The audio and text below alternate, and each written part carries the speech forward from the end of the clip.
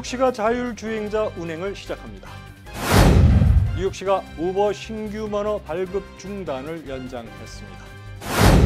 민주당 퀸즈 검사장 예비선거에서 멜린다 캐치의 승리가 확정되었습니다. 올도로 플러싱에서 총기 사건이 급증 주민들이 불안해하고 있습니다. 밀레니엄 세대 학생들은 비싼 학비와 생활비에 시달리는 것으로 알려졌습니다.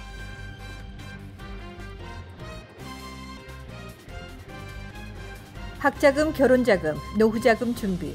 뉴 밀레니엄 뱅크가 알뜰한 적금 상품을 준비했습니다. 3년 만기 적금 연이율 무려 2.65%, 무려 2.65%. 뉴 밀레니엄 뱅크와 함께 미래를 준비하세요. FDIC member and equal housing lender.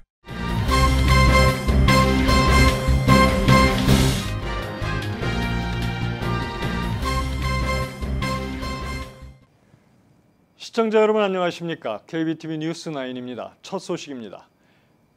뉴욕시에서도 자율주행차 운행이 시작됐습니다. 하지만 운전자 없이 주행하는 자율주행차를 맨하튼 길거리에서 만나기는 시간이 좀 걸릴 것 같습니다. 일단 이 자율주행차는 브루클린 네이비야드에서만 시험 운행을 시작했습니다. 스타트업 회사인 옵티머스 라이드는 7일부터는 6대의 자율주행차를 투입해 승객을 태우고 1마일 정도를 운행할 계획입니다. 요금은 받지 않으며 누구라도 이 차를 탈 수 있도록 하고 안정성 등을 테스트를 할 예정입니다. 혼자서는 탑승이 안 되고 최소 2명 이상이 함께 타도록 돼 있습니다. 이 회사는 5명의 MIT 공대 출신이 지난 2015년 설립한 회사로 보스턴에 본사를 두고 있습니다. 뉴욕시에서 차량 호출 서비스 업체인 우버와 리프트의 신규 라이선스 발급 중단이 당분간 이어지게 됐습니다. 또 우버와 리프트는 맨하탄 96가 남단에서 빈 차로 운행하는 것이 전면 제한됩니다. 이번 규제안에 따르면 지난해 8월 시작된 차량 호출 서비스 업체 우버와 리프트의 신규 면허 등록 중단 조치가 연장됐습니다. 단 전기 차량이나 휠체어 차량의 경우에는 이번 조치에서 제외됩니다. TLC는 6개월마다 상업용 콜택시의 수요를 연구해 신규 면허 등록 재개 여부를 결정한다는 계획입니다. 이와 함께 이번 조치에 따라 우버와 리프트 등은 빈 차로 맨하탄 96가 남단에서 운행하는 것은 금지됩니다. 내년 6월부터는 맨하탄 96가 남단으로 운행하는 우버나 리프트 차량의 64%가 손님을 반드시 태워야 하며 8월부터는 69%까지 늘어나게 됩니다. TLC는 이 같은 규정을 지키지 않는 차량 호출 업체에 벌금을 부과할 계획이며 반복될 경우 영업 정지까지 내릴 수 있다는 입장입니다. TLC의 빌 헤인젠 부국장은 지난 1년 동안 차량 공유 서비스 업체에 대한 규제를 실시해 본 결과 맨하탄 교통 체증을 완화하는 데 효과가 있었다며 제도 강화의 필요성을 강조했습니다. KBTV 뉴스 양준하입니다. 법정 소송으로까지 비화됐던 퀸즈 검사장 민주당 예비선거에서 멜린다 캐츠 퀸즈 부로장의 승리가 최종 확정됐습니다. 이번 멜린다 캐츠가 승리를 확정짓게 된 것은 상대 후보인 티파니 카반 국선 변호사가 결국 패배를 인정했기 때문입니다. 카반 변호사는 6일 캐츠 부로장의 승리를 진심으로 축하한다며 이제는 사법제도 개혁을 위해 힘을 하나로 뭉칠 때라며 패배를 받아들였습니다. 20대 히스패닉계 국선 변호사로 승리 문턱까지 갔던 카반 변호사의 선거 패배 인정은 이날 퀸즈 법원에서 진행된 무효 처리 투표용지의 유효 여부를 최종 확인한 후 이루어졌습니다. 법원이 무효 투표용지 28표 중 5표가 카반 후보에게 유효하다고 판단했지만 표 차이를 극복하기에는 역부족이었습니다. 이로써 두 후보 간 최종 득표수는 캐츠 34,913표, 카반 34,858표로 표차는 55표로 확정됐습니다. 뉴욕시의 총격 사건이 급증하고 있는 것으로 나타났습니다. 특히 한인들이 많이 거주하는 플러싱과 베이사이드 등 북부 퀸즈 지역의 총격 사건이 크게 늘어나면서 우려가 커지고 있는 상황입니다. 뉴욕시경에 따르면 뉴욕시에서 올 들어 지난달 30일까지 발생한 총격 사건은 전년 동기 대비 7.1%가 늘어 361건을 기록했습니다. 이와 함께 총격으로 인한 희생자도 411건에서 414건으로 다소 늘어난 것으로 나타났습니다. 특히 이 같은 총격 사건 증가세는 플러싱, 베이사이드, 포레스트힐, 엘름허스트 등 북부 퀸즈 지역에서 두드러졌습니다. 북부 퀸즈 지역에서 올 들어 발생한 총격 사건은 23건으로 지난해 같은 기간 12건보다 무려 92% 증가했습니다. NYPD는 이처럼 총격 사건이 늘고 있는 것과 관련 갱단과 연루된 범죄로 보고 수사를 집중하고 있습니다. 상당수의 밀레니얼 세대들이 비싼 학비와 생활비로 학업 부담에 시달리는 것으로 드러났습니다. 최근 금융서비스 회사 TD 어메리트레이드가 조사한 결과 4명 중 3명이 치솟는 대학 등록금과 생활비, 성적 부담, 취직 등에 상당한 압박을 느낀다고 답했습니다. 그중 상당수의 젊은이들이 대학 등록금을 낼 수 없어 온라인 강의를 듣거나 4년제 학사 과정의 포기를 고려하고 있는 것으로 나타났습니다. TD 어메리트레이드 관계자는 대학 등록금이 물가 상승률보다 더 높은 수준으로 오르고 있기 때문에 학생들의 학비에 대한 부담감과 스트레스는 놀랄 일도 아니다라며 실제로 갈수록 치솟는 대학 등록금으로 상당수의 학생이 빚을 지고 있다고 설명했습니다. 이는 2017년 TD 어메리트레이드 조사 결과와 비교해 봤을 때 지난 2년간 학생들의 평균 빚이 1만 205달러에서 3만 1,370달러로 3배 이상의 증가율을 보여 단기간 내 치솟은 학비를 실감케 해주고 있습니다. 한편 이러한 부담을 덜기 위해 절반에 달하는 학생들은 온라인 수업을 수강할 계획이라고 답했으며 3명 중 1명은 커뮤니티 칼리지에서 4년제 대학으로의 편입을 고려하고 있다고 답했습니다. 2020년 대통령 선거에서 20여 명의 민주당 후보들이 치열하게 경쟁을 하고 있는 가운데 개인적으로 후원을 하고 있는 퀸즈 주민 대다수는 버니 샌더스 연방 상원의원을 지지하고 있는 것으로 나타났습니다. 뉴욕타임스가 지난 온라인 후원 플랫폼 액트블루를 통해 후원자 조사를 한 결과 퀸즈 지역에서는 샌더스 후보의 개인 후원자가 가장 많았습니다. 특히 엘름허스트, 미들빌리지, 레고파크, 리치우드, 메스패스, 자메이카 힐스, 하워드 비치 등의 지역에서 압도적 강세를 보였습니다.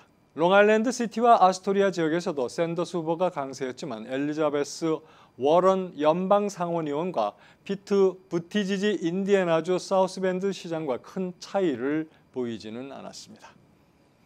플러싱과 머레이힐, 칼리지 포인트 지역도 샌더스 후보의 개인 지지가 가장 많았고 아시안 후보인 앤드류 양 후보가 뒤를 이어갔습니다. 한편 나소 카운티 그레인넥과 퀸즈 리틀렉 일대는 조 바이든 전 부통령에게 가장 많은 후원을 했습니다. 개인 후원자는 샌더스 후보가 76만 6천 명으로 가장 많았으며 워런 후보가 42만 1,000명, 부티지지 39만 명 등이었습니다. 뉴욕에서 인천으로 향하던 아시아나 항공 여객기가 한인 어린이 응급 환자를 위해 긴급 회항한 사실이 뒤늦게 전해졌습니다. 6일 아시아나항공에 따르면 지난달 8일 뉴욕 JFK 공항을 떠나 인천으로 향하던 여객기에서 엄마와 함께 탑승한 8살 최모양의 이륙 1시간 반 만에 고열과 복통이 호소됐습니다. 승무원들은 차가운 물수건으로 최양의 몸을 닦아주는 등 응급처치를 했지만 같은 항공편에 탑승 중이던 의사로부터 병원으로 이송해야 한다는 소견을 듣고 긴급 회항을 결정했습니다. 기장은 탑승한 승객 470여 명에게 양해를 구하고 인근에 있는 알래스카 앵커리지 공항에 비상착륙, 최양을 병원에서 응급조치를 받게 했습니다. 이 과정에서 아시아나 항공은 안전한 착륙을 위해 비행기 무게를 줄이고자 항공유 15톤을 공중에 버리기도 했습니다. 470여 명의 승객들은 예정보다 4시간가량 늦게 인천공항에 도착했지만 협조에 감사드린다는 기장의 안내 방송에 박수로 화답했습니다. 뉴저지 팰리세이즈 파크 교육위원회가 오는 11월 본선거에서 펠팍 학군 공립학교 증개축 예산 책정에 대한 주민투표를 실시하기로 결정했습니다. 펠팍 교육위원회 스테파니 장 위원은 교육위원회가 오는 11월 5일에 열릴 본선거에서 주민들에게 공립교 증개축 찬반 주민투표를 실시할 것이라고 밝히며 오는 8월 21일에 열리는 교육위원회 회의를 통해 공립교 증개축 공사 세부 계획과 예산, 주민들이 부담할 추가 세금 인상 등을 조정하고 내용을 공개할 예정이라고 설명했습니다. 이로써 오랫동안 펠팍 주민들이 궁금해했던 정확한 공사 예산과 실질적인 세금 인상 여부를 공개해 궁금증을 해소시켜줄 전망입니다. 교육위 관계자는 주민투표 일정에 대해 원래 내달 9월에 특별 투표를 실시할 예정이었으나 여러 문제로 늦어져 11월 본선거에 맞춰 투표를 실시하기로 결정했다고 밝혔습니다. 11월 본선거와 공립교 증개축 주민투표가 함께 실시됨에 따라 주민들은 환영하는 입장을 밝혔습니다. 펠팍 유권자협의회 권형만 회장은 일단 11월 본선거와 함께 진행됨으로써 주민투표 참여도가 높아질 것이며 선거 진행에 필요한 행정력 비용은 줄어들어 좋은 결정이라고 밝혔습니다. 한편 교육위가 예상으로 발표한 5천만 달러 이상의 증개축 예산은 주정부가 지원을 안 해주는 사안들도 추가돼 주민들의 재산세 인상이 클 우려 또한 나오고 있어 유권자협의회가 주민을 대표해 타운과 교육위에 제안서를 제출하는 등 사안에 대해 많은 논란이 일고 있습니다.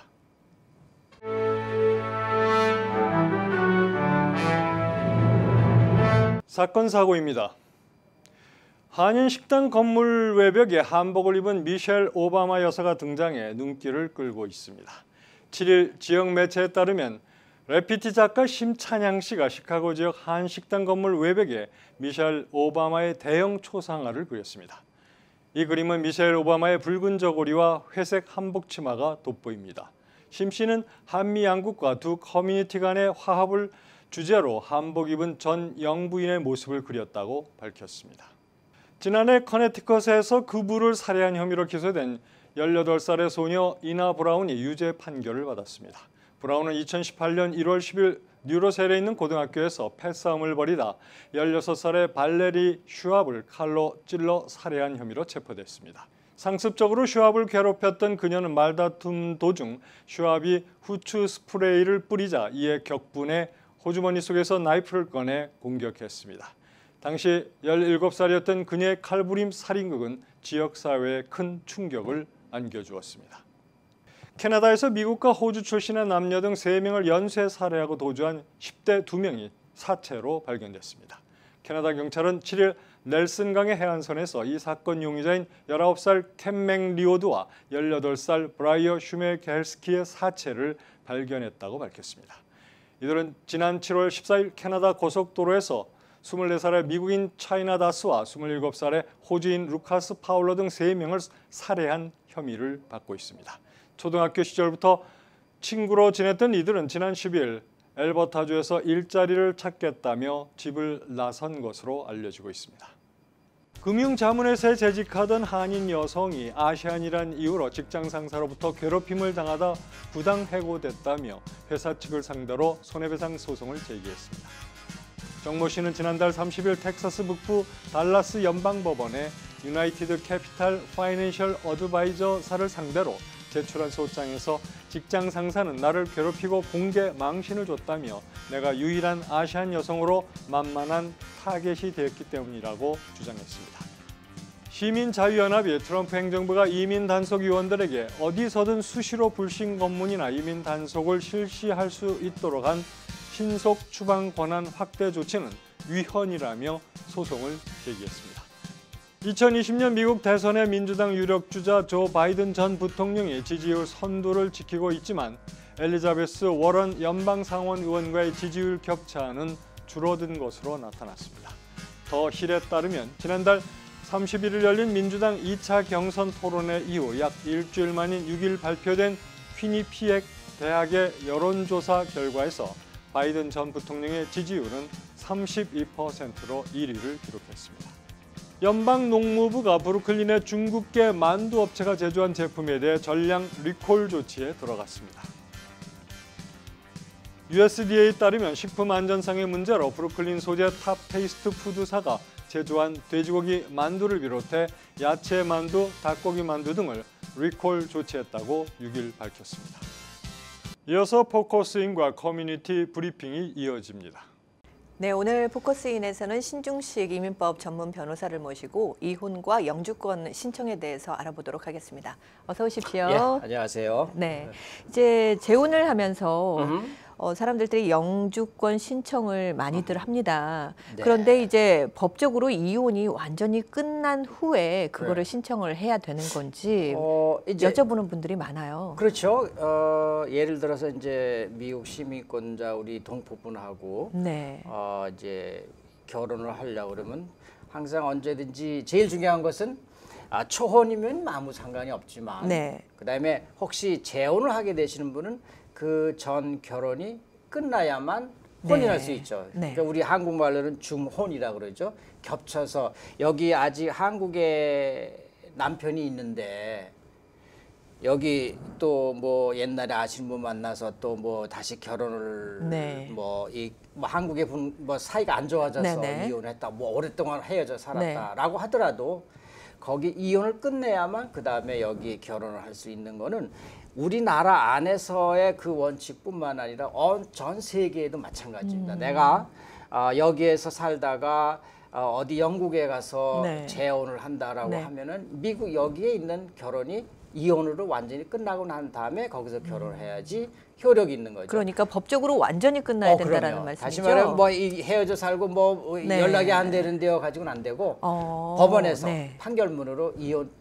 끝났다라고 하는 끝나고 난 다음에 그다음에 이제 자기는 자유롭게 결혼할 네. 수 있는 거죠. 그렇다면 이혼 후에 얼마 정도 있다가 재혼을 할 수 있다라는 그런 규정이나 이런 건 없나요? 예, 그 얘기 많이 해요. 왜냐하면 옛날에 그 규정이 있었어요. 그래서 여기 네. 미국에 주마다 다른데 어떤 주는 1년 이상 이혼하고서 1년 이상 결혼 못한다 서로. 그런 게 있었어요. 그다음에 이제 네. 자식 관계 누구 자식이냐 뭐 네. 이런 그 어떤 분별하는 기술이 하나도 없었을 때는. 네. 그다음에 두 번째는 어떤 주는 또 뭐 3개월, 네. 어떤 주는 6개월 동안 기다렸다 그다음에 재혼을 한다 그러는데 요즘에 다 없어졌습니다. 네. 이제 또 이제 조금 약간 좀 헷갈리는 부분이 있는 네네. 건 어떤 거냐면 네네. 한국 영사관에 가서 이혼을 하게 되면 영주권을 이제 신청도 못 받는다. 이게 영주권을 받을 수 없다라는 말이 있는데 그 있어요. 말은 어떤 말인지를 잘 모르겠더라고요. 네. 조금만 설명을 드릴게요. 그러면 네. 왜 그러냐면 이제 우리 실제로 일어나는 일이 이렇습니다. 우리 동포분들이 여기 와서 사시는 분들이 여러 예를 들어서 시민권자도 있고 영주권자도 네. 있고 유학생도 있고 주재원 아니면 뭐 예술가 비자 네. 그 골프 선수로 와서 이렇게 예능 비자로 와서 있든지 그리고 또 어떤 분들은 어떻게 살다 보니까 불법 체류가 되신 분들도 네. 있고 또 어떤 분은 아예 살다가 불법 처리된 게 아니고 아예 와서부터 그냥 그 에스타라고 해서 무비자로 와서 그냥 네. 눌러 앉으신 분 아니면 관광 비자로 와서 그냥 눌러 앉아서 사시는 분들이 계시는데 상당히 많은 분들이 전혀 우리는 부부가 한국에서 결혼하고 여기 왔지만 네. 어느 한 기록도 없고 네. 또 어떤 분은 좀 뭐 국경 넘어왔으니까 더더욱더 기록이 없다. 네. 그러면서 이제 이혼을 하게 어떻게 뭐 이혼을 하는 건 좋은 건 아니지만 네. 어쩔 수 없이 하게 되는 거니까 그때에 사실 한국 법에 의하면 네.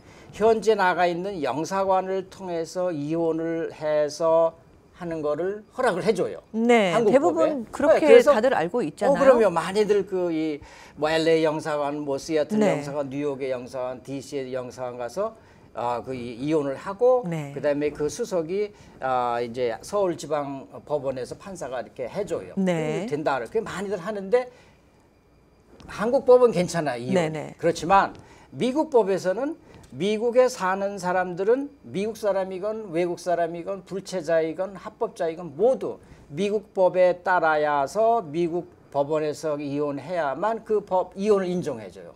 그러니까 네. 한국 영사관을 통해서 한국 법에 의해서 완전하게 이혼을 해서 괜찮은데 네. 한국 법에는 네. 미국 법에는 네. 아직 인정을 안 해줘요. 그러니까 이제 변호사님 말씀은 한국에 가서 살 사람이면 상관이 없지만 미국에서 계속해서 살 사람이면 그게 문제가 된다라는 그렇죠. 말씀이시죠? 미국 법에 의해서 네. 이혼을 확실히 효력을 있고 네. 그다음에 이혼이 돼야만 그다음에 결혼할 수 있잖아요. 네. 그 결혼을 해야만 또 영주권을 신청할 그렇죠. 수 있어요. 그래서 많은 분들이 영주권을 신청했는데 이혼을 한국 영사관을 통해서 한국 영사관에 신청을 하게 되면 서울지방법원에서 가게 돼 있어요. 서류 거기서 네. 이제 판결문이 떨어지는 건데 미국 법에 의하면은 미국 현지에 따라서 이혼을 해야지 자기네 나라에서는 인정 안 네. 해준다는 여기서 사는 사람들은 네. 합법자, 불체자 상관없어요. 법원에 가서 이혼을 할 때 당신이 합법자나 불법자 그런 물어보지도 않습니다. 네. 모든 아무 관계가 없는 불법자라고 하더라도 네. 미국에 살면 미국의 법원을 통해서 이혼을 해야만 여기에서 이혼이 완결된 거고 그 다음에 한국에 신고하면 되니까. 네. 그리고 네. 이 미국 법에 의해서 완결됐기 때문에 재혼을 할 수 있고 그 재혼을 네. 하기 때문에 시민권자하고 재혼했으면 영주권을 신청할 수 있고 이렇게 순서가 그렇게 되는 겁니다. 네, 그렇군요. 조심해야 새로운 돼요. 사실을 알았어요. 아주 중요합니다. 네, 그러니까 불법 체류라도 상관이 없다라는 말씀이잖아요. 뭐, 미국 법원에 가서는 그런 꼭 신분을 해야 돼요. 물어보지 않으니까. 그렇죠. 요즘에 하도 법원에서도 이게 분위기가 네. 안 좋지만 네. 법원에서는 그 크리미널 법원에 가면은 가끔 그 이민 단속반이 가끔 와서 그러니까요. 잡는다라고 네. 있어요. 그러나 그 외에 다른 법원은 괜찮습니다. 네. 또 이혼 관계 할 때는 당신이 합법자나 불법자나 물어보지도 않고 여기 미국에 사는 사람이면 불법자이든 합법자이든 무조건 미국 법에 따라서 미국 법원의 이혼을 따라야 된다 이렇게. 그럼 하셔야 한국 돼요. 영사관을 통해서 이혼을 했는데 다시 이렇게 시간이 지나고 보니 미국이 좋아져서 미국에 살고 싶은 마음이 생겼어요. 그렇다면 다시 또 미국 법원에 가서 찾아가야 되나요? 아, 그때 이제 법원에 문제가 여러 가지가 발생하는데 미국 법에 의해 효력을 또는 이 혜택을 보려면은 다시 해야 될지 모른다라는 그런 결과가 나옵니다. 한국 영사관에서 우리는 이혼했다, 뭐 공증이라든지 뭐 이런 거 전혀. 그거를 살짝 모르고 이 이민관이 모르고 지나가서 영주권 받은 분들도 계시고. 네.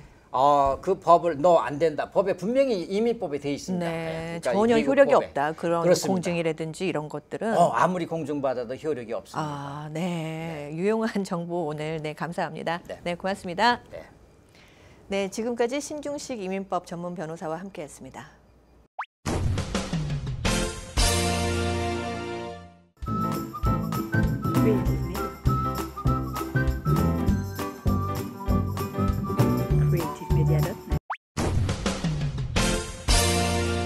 이어서 환율과 증시 전해드립니다.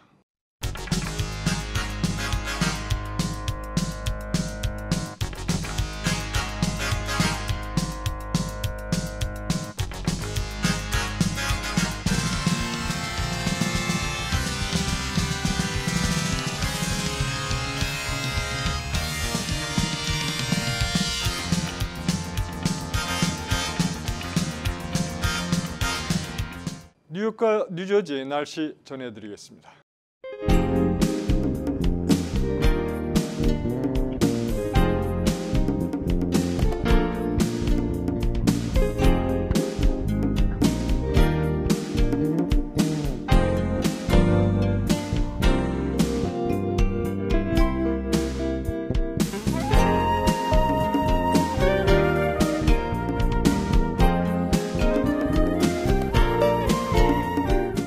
오늘도 KBTV 뉴스9을 시청해 주신 여러분 고맙습니다.